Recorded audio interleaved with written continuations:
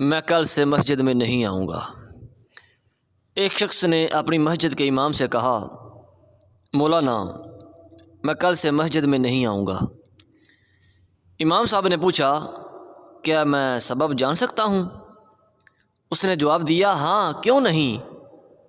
دراصل وجہ یہ ہے کہ جب بھی میں مسجد آتا ہوں تو دیکھتا ہوں کہ کوئی فون پہ بات کر رہا ہے، تو کوئی دعا پڑھتے وقت بھی اپنے میسیجز دیکھ رہا ہوتا ہے، کہیں کونے میں غیبت ہو رہی ہوتی ہے، تو کوئی محلے کی خبروں پر تبصرہ کر رہا ہوتا ہے، وغیرہ وغیرہ۔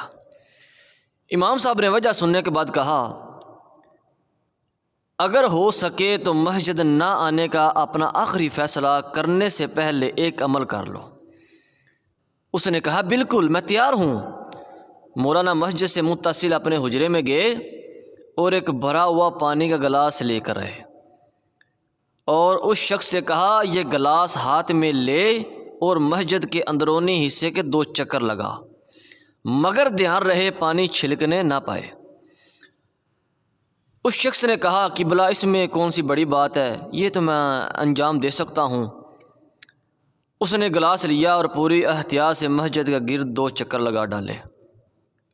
مولانا کے پاس واپس آ کر خوشی سے بتایا کہ ایک قطرہ بھی نہیں پانی چھلکا۔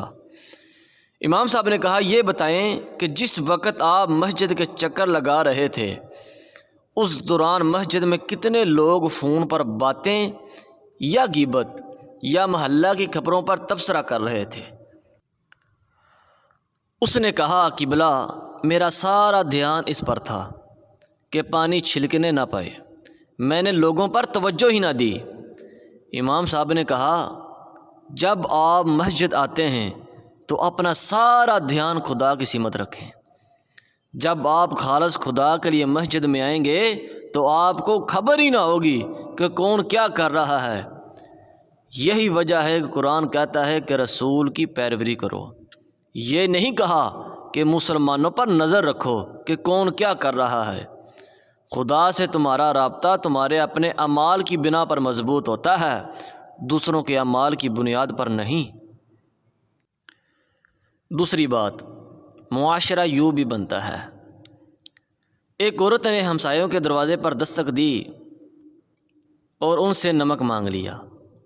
اس کا بیٹا یہ منظر دیکھ رہا تھا، کہنے لگا، امی جی ابھی کل ہی تو میں نمک بازار سے لے کر آیا تھا، پھر یہ ہمسایوں سے مانگنے کی کیا ضرورت تھی؟ ماں جی کہنے لگی، بیٹا ہمارے ہمسائے غریب ہیں، وہ وقتاً فوقتاً ہم سے کچھ نہ کچھ مانگتے رہتے ہیں۔